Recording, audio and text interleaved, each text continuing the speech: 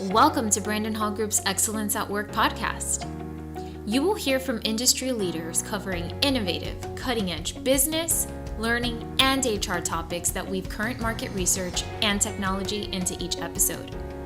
Our Excellence at Work podcast is hosted by Brandon Hall Group's Chief Operating Officer and Principal HCM Analyst, Rachel Cooke. Hi, and welcome to our Excellence at Work podcast. I'm Rachel Cooke. I'm the COO of Brandon Hall Group and the host of our podcast. It is nice to be here today, and I'd like to warmly welcome Dan Harrison, the founder and CEO of Harrison Assessments. Hi, Dan. How are you? I'm well, thank you. Happy to be here. I'm happy to have you, and I want to share with our audience, for those that may know you or may not be as familiar, I want to offer a little bit of background about Dr. Harrison. He is the founder and developer of Harrison Assessments and the originator of Paradox technology as used in Harrison Assessments. His diverse background in mathematics, personality theory, counseling, psychology, and organizational psychology has enabled him to make a unique and exceptional contribution to assessment technology. His 30 years of experience in psychology and assessment has enabled the Harrison assessment tool to fulfill practical needs for recruitment, development, and assessment. Dr. Harrison's ongoing research gives him direct involvement with the needs of Harrison assessment clients and exposes him to the appropriate practical application in a wide variety of cultures. Harrison Assessments is a Brandon Hall Group Excellence Awards winner of Future of Work Awards in 2022, and they have been also a preferred provider of ours for a number of years now. It's been a pleasure to work with them in many different ways, and we've also are very familiar with a lot of their clients and the great work that they do. So I'm looking forward to our discussion, and today we're going to be talking about why everything you know about engagement is wrong. The importance of employee engagement has become apparent as organizations endeavor to create a compelling employee experience, but it remains one of the most understood or misunderstood concepts for leaders. Dr. Dan Harrison explores common employee engagement mistakes and how to develop a personalized approach which improves employee engagement and enhances business outcomes. And we've seen in our research at Brandon Hall Group, employee engagement, employee experience is one of the most significant factors in the overall learning effectiveness and engagement for retention of employees, hiring employees. Really, engagement is an indicator of kind of how you measure the culture of your organization and overall performance. So, again, I'm very excited to have Dan here chatting with me about his experience, and particularly, what does it mean to personalize our engagement strategy? Dan, can you kind of kick us off here with your thoughts around this? Sure. I mean, most efforts around engagement has been through engagement surveys. And engagement surveys have two important qualities. One is that they're anonymous, so they only look at the data as a group of people. And two, they're focused on the manager as the key engager of their employees. So essentially, the premise is that the manager is primarily responsible for engaging employees. So those are the two main issues. And what I did is I looked at the situation from a little bit of a different angle and thought about what engagement really is. I mean, I look at the psychology of engagement. And so we're not just looking at the outside of what makes people engaged. Okay, they give the extra effort and that sort of thing. But I look at what's the psychology of engagement? How does somebody get engaged in the first place? And And the premise with most surveys is that, well, they get engaged because the manager basically has good practices, and that's going to engage people. The problem is that hasn't been really successful. And, there's been some progress, but really it's very, very difficult to make progress. And so from my perspective, I look at, well, why? Why is that? And the reason, I believe, is because engagement is not personalized. Engagement efforts is on a group level. So, in fact, you're not actually engaging employees in the process of being engaged. In fact, if the manager is responsible, the employee is a passive recipient of engagement. And so you're not actually engaging employees right from the start go. So from my perspective, what makes people engaged is that they're getting what they want out of employment. So every employee comes to work with a set of desires or goals that they want from employment. That could be, okay, I want to earn money, or I want to earn X amount of money. Okay, that's one idea, but it's actually not even the most important one. Some people want meaning out of work. They search for meaning. A lot of people want advancement.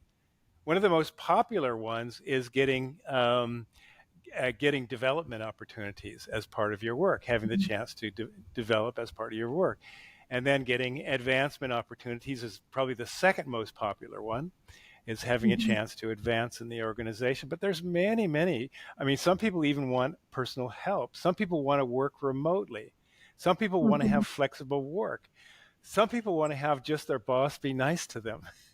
so, some people want to learn from a boss and be able to, respect their boss. And that's very, very important to them. In fact, there's 20 different factors that we look at that people want from their work. So my contention is that people get engaged because they get what they want out of employment, or at least in the process of getting what they want out of employment. It's really no different than if you have a customer. The first thing you have to ask your customer is, what do you want? What's important to you? And so what we do is we try to engage people without engaging them in that conversation, which is, what's important to you? And the problem with having surveys be anonymous is you never can get to that level, right? Right. And then the issue is that then if you make it the manager's responsibility, there's this other problem, is because they don't want to rat on their manager, right? And so then they end up, okay, you get these funny things that, answers that occur. But the other problem is that, you never get down to the personalized issues of the person. So it's all general. And organizations can make some general ideas and say, oh, okay, well, we should do a little more of this. Or they can say, well, this manager is really not engaging people very well, or they're not doing what they need to do. It's really kind of a 180 feedback on the manager. It's really what it is. Sure. So, okay, you can get a little bit of value out of that. But if you want to engage people, you have to find out what they want. And you have to enter a discussion about what they want. But what they want can't be something that you just give to them. It has to be something that they have to work toward. In other words, you have to align the employee's goals with the organization's goals. So the employee says, I want to work remotely. All right, are you able to do that at the same time you're achieving the goals that you need? And if you can, and we'll look at it and see if you can, then that can work for us because you're achieving what we need from you and you're getting what you want, right? And so in my case, I did a really interesting thing with our programmers is, we got our programmers working out of Hong Kong, and they were, it's tough to get them. They're very good, but it's tough to get them, and the price is very high. But what happens in Hong Kong is they end up working 12 hours a day, at least 12 hours a day. And so what I said is, okay, I'm looking for programmers who want to have a good family life and want to be able to go home after 8 hours of work and be done with work and not have to deal with anything else. And that's why I want stability, because our program's very complicated and it takes a long time to learn. and it's essential that we retain them. So what I said, Mhm. I need to retain these guys, and I need people who are really talented. So Mhm. I created this thing where I said, okay, well, what I'm going to give you is basically your life. I'm going to give you Mhm. freedom outside of work. And I'm not Mhm. going to ask you to work overtime. I'm not going to ask you to work on the weekend or any of that stuff. And as a result, I got really good programmers, and they stay with us for essentially 15, 20 years, which is unheard of, in Sure. technology. So that's a Sure. really good example of how you can hone your offering for a specific thing. And Mhm. really understanding what people want is the key to be able to then get people engaged, because they're happy as larks to be able to just simply Right. go home, because nowhere else can they find that Of in that city. course. Of And course. so that's a good example, but you can look at it in a lot of different ways. Like some people, for example, they're working parent and they just want to have flexible work time to be able to Mhm. go home, be with their kids, when their kids get off school or whatever. They want to be able to go home and do that. But with an engagement survey, you never have the opportunity to discuss that. It's Yeah, impossible, and it right? changes for Right, and when people want change based on where you are in your stage of life and what, right. different circumstances that may you have that you are in that you have to take into consideration.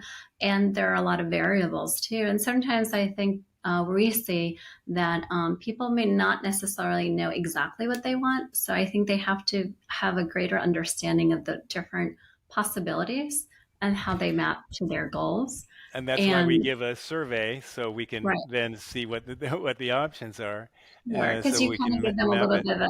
a little bit of a self direction. Yeah. And how can you get or how can employees take responsibility for engagement? See, that's the beautiful thing. So as soon as you get an understanding of what they want, then you can Mm-hmm. be very clear. Well, okay, you want advancement in this organization. What kind of job are you thinking about? What are you looking for? What would you be wanting? And what do you need to do? So how can we prepare you for the advancement? How can we then build it up? And can you prepare yourself for advancement? In other words, I'm now handing the responsibility off to the employee who's going to do the self-engaging. And as a result of that, I've already engaged them, right? Because Mm-hmm. now, okay, they're holding the ball, right? Right. And they have to say, okay, this is what I need to do. And I can say, I can use that for pretty much anything. They say, look, I want to earn more money. I've got kids ready to go to college or whatever, and I've just got to be earning more money. Okay, this is what you're going to have to do that. A, B, C, and D. And then you have an engaged person, right? And you're not Mm-hmm. struggling with them and all this kind of stuff. It actually makes a very beautiful performance feedback, you know, because you can shift the whole performance feedback into, well, what do you want? Well, what do Mm-hmm. you need to do in order to get that? And it shifts the whole dynamic of a performance feedback, which is honestly a little bit demeaning anyway. It's like, well, we're going to give you an A, B, C, or D. It's almost like you're going back to school, right? Mm-hmm. And but the truth is, what is employment anyway? It's a relationship between the employee and the employer. It's in fact a business relationship, a little bit like a supplier. The Mm-hmm. employee supplies their talent and the organization uses their talents and pays them the talent. But in that case, it's even more interesting than the supplier because it's dynamic. The employee keeps getting more and more talented, hopefully, and Mm-hmm. things change, and so there's a relationship there where there's two in front. So as the employee develops, they can be paid more and more. So what the organization needs to do is to point them toward that development, but in the context of their goal. And that's the Mm-hmm. critical factor. In other words, if you're working on your goal, you're going to be engaged. What organizations do is they expect you to be working on our goals, right? And Mm-hmm. be engaged. But what if Mm-hmm. you're working on your goals while you're simultaneously achieving our goals, then you're engaged. And that's Very that's the whole true. key to the process.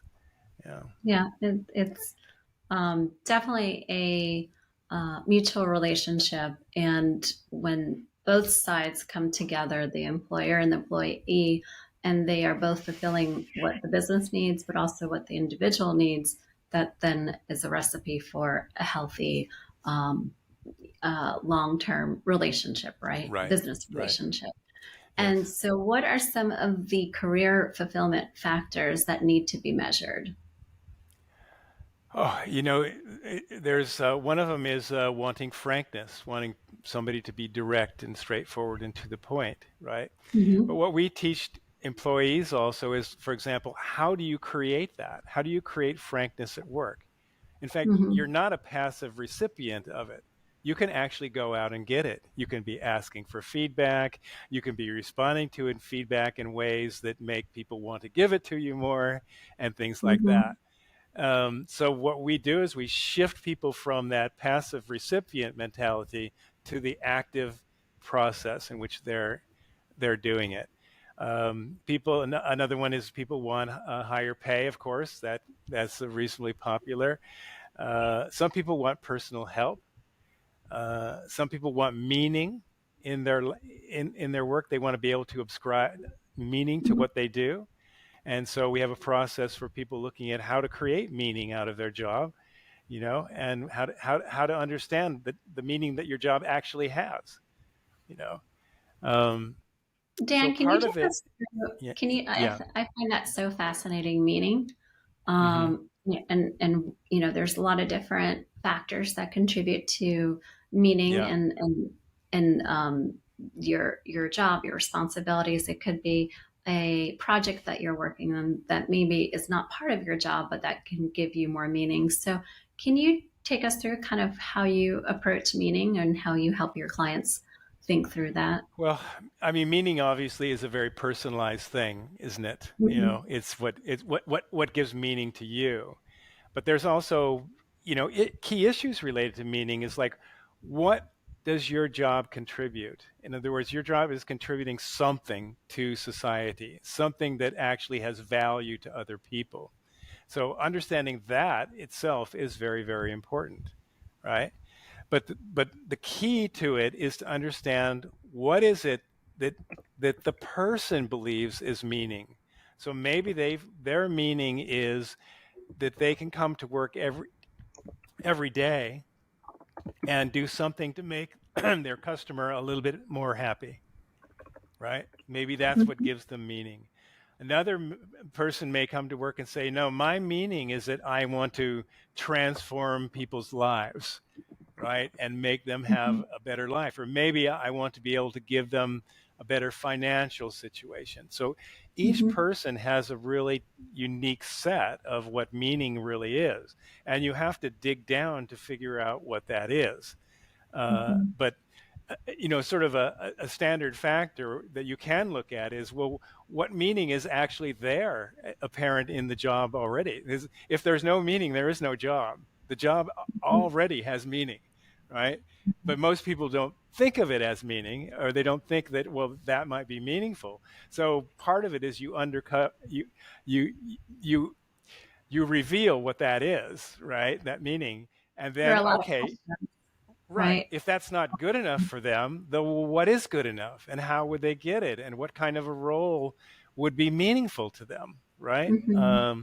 So that you're always looking at what the person wants rather than what you necessarily want them to do. Once you find out what they want, then you're able to work a deal, and you're able to Mhm. say, okay, usually, maybe you can't in some cases. Some people may want something that you can't provide, in which Sure. case you're better off to just be very straightforward about that and say, well, maybe you can get this outside of work. Right. That's okay. And maybe Mhm. work is just kind of a stepping stone to where you can get yourself in a position to be able to do that. And we Sure. care about you and we support you to do that, right? Mhm. Because we want you to get what you want out of work. That dramatically changes the whole relationship. When people feel like you care about what's important to them, Mhm. then you have a completely different relationship. And the truth is, there's very little competition out there for employers who are able to look and see, take the time to look and see what does the person want, what's important to them, how do we work with them to help them get what they want, and at the same time we get what we want. Okay, Would so you say this is beyond? Obviously, this is a competitive advantage for employers to be able to exercise or go through this level of magnitude with their employees. yeah. How would you help managers, or what do managers need to learn to support this personalized strategy? Well, what we give them is a training basically on how to deal with each of the 20 most popular factors. Mm-hmm. And, if the person wants a stable career, how do you deal with that, for example? If they want to do remote work, how do you deal with that? How do you determine if it's even possible? How do you work through Mm-hmm. those issues? So, each one has a set of issues that you really have to work through.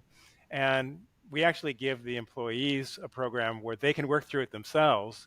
So it's not all on the manager, but the manager just has to be there to kind of facilitate that process and understand the process of what that occurs. It's not actually a huge training, it's relatively short training. So, Okay, interesting. yeah, yeah, And having the resource and having the tools available to them makes it a lot easier for them to be able to have these conversations and to be able yes. to continue. Again, just by doing it, once a year or once every so often is not enough. I think it just has to be kind of embedded in their um, process for managing their teams and for their communication for it to be truly effective. Yeah, we have an employee app we're just getting ready to release it pretty soon, Oh, which the employees very will be cool. working on. They can work on it themselves, basically. And when Oh, they feel like they're ready to bring the manager in on the conversation, then they bring the manager in on the conversation.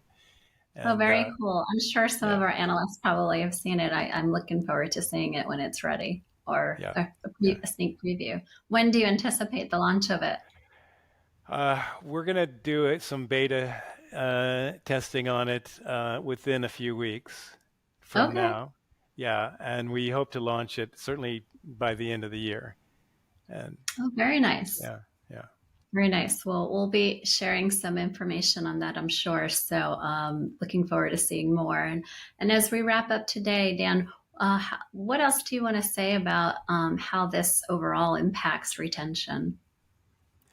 Oh, it's basically all the retention you want, basically. Uh, we have almost no turnover in our company Okay. because we work with it on that basis. So you build loyalty with people. I mean, you think about it from their point of view, they're going to be thinking, if I go somewhere else, are they going to be, able to deal with me like I've been dealt with for the last X number of years? Probably not.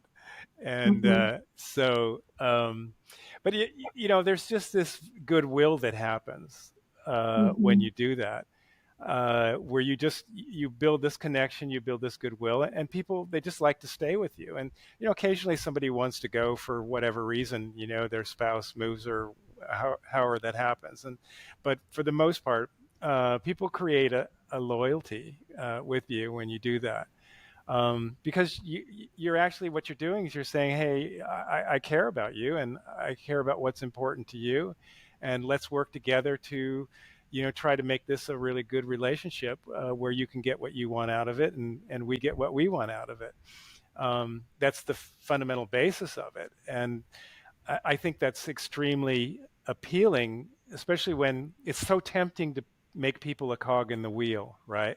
Mm-hmm. And just said, okay, well, this is the process. This is what we're doing, and now we're going to do this thing on engagement where we're going to ask you a few questions, and you're not going to know what the heck happened as a result of that. It's a completely different process. So by making it personalized, you create. I mean, to me, it's just ethical to do that, right? It's just the right thing Mm-hmm. to do because people are investing their time and their effort and their talent with you, and they have certain things that they want. And so it's just the right thing to do to say every day we tell them what we want, right? We say, I want you to do this and I want you to do that. It's like, well, wait a minute. If you imagined a spousal relationship in which you were the only person saying what you wanted, it probably wouldn't last too long, would it? Uh, you know, No, yeah. And it's really, in many ways not that much different, because people sure. are saying, okay, well, this is what I want. And so obviously that's going to create a longer term relationship, just like it does in any kind of spousal relationship. I did marriage Absolutely. counseling work for a while as well. So, You have to have both mutually invested and a respectful, healthy relationship for it right, to last long term, at least in a healthy, non-toxic way. right, And just like anything, your personal relationships can become toxic, and your work environment can become toxic. And the more you have the ability to prevent that, or to have the ability to assess when there is a risk, and then determine, how to course correct, the better environment you create. And same with a lot. We didn't dive into so much the personalized learning of what some of this then triggers, because you're understanding what your environment needs as far as development opportunities or gaps or interest, and then they have a better experience in right, participating in learning opportunities that are going to map to their interests, to their goals, right, and then ultimately there's a connection between them and the organization and what the organization needs. right. And And there may be some nuances, of course, but I yeah, would probably say the majority of what you are able to discover and offer is going to have a yield of over 90% of getting it right. oh yeah, absolutely. Yeah.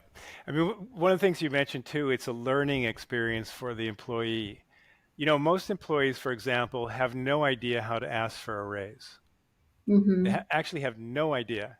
They do it completely wrong, right? Mm-hmm. They don't know how to then, create a case for themselves. They don't know how to, make sure that they're visible in the Mm-hmm. process, that their contributions are visible. They don't know how to build a case for the raise that they think they should have. They don't know how to keep the feedback loop going in order to, build that relationship with the manager and sort of thing. So there's these like key things that you really need to do if you want to earn more money in an Mm-hmm. organization, right? And most Sure. employees just think, well, no, I'm going to ask for a raise, right? But in Mm-hmm. truth, that isn't how it works in organizations. They have their own process, right? And most Sure. people have no idea what that process is. Um, Mm-hmm. and that's true for almost everything, even for people say, oh, I want more autonomy. Well, no, there's a process for getting more autonomy. It's not just, oh, I want more. It's not just, oh, my boss is a micromanager. No, no, no, no, no, that doesn't work. You know? Right. And I think as employees have a greater understanding, the business can be doing, well, but there's still many other contributing factors that maybe that raise is not as attainable as they may like, based Mhm. on products and innovation, based on overall the organization's path of where they're going. And so I think just the more conversations that they have, and also ensuring that their goals are there's an understanding of what their goals are, and Mhm. how they can achieve that raise. And maybe it's Right. not today, however, increments over time have you have the opportunity to be able to achieve the Right. As, your as long as the person feels that they're making progress toward their goal, that's the right. key thing. That's what they're looking for. and Absolutely. and if they never have the discussion with the manager in the first place, they have no Hmm. idea if they're making progress. In other words, once I know that my manager or the organization knows what I want, and that we've had discussions about how to get there, and I get Mhm. feedback about how I'm doing, I know I'm making progress, right? Mhm. I don't have to sit there and say, oh, I don't know if it's ever going to happen. Maybe I'll go on to, this, website and see if somebody else will give it to me, right? Right. Yeah, Very interesting. A lot yeah, of different dynamics that go into understanding overall, what people want, right, and right, how we can help provide that to them as right, employers, and how we can realistically, through your type of an assessment, have the knowledge and the insight to be able to have better conversations and right, make better decisions. right. And how we can help them to earn it. You're right. Yeah, yeah. Well, thank you, and I know My it's pleasure. you are meeting with me in Taiwan, right? In Thailand. Thailand. Yeah, yeah. And it's almost approaching evening time, or it is evening for you. It It's just is. morning It for is. me here in Florida. So with technology, it's nice to be able to have this connection, and appreciate you sharing your knowledge and your insights around your assessment tool, and I'm looking forward to seeing your app coming out in the next couple of weeks here, at least the beta version of it. So best wishes to a fantastic launch. Thank you, Rachel.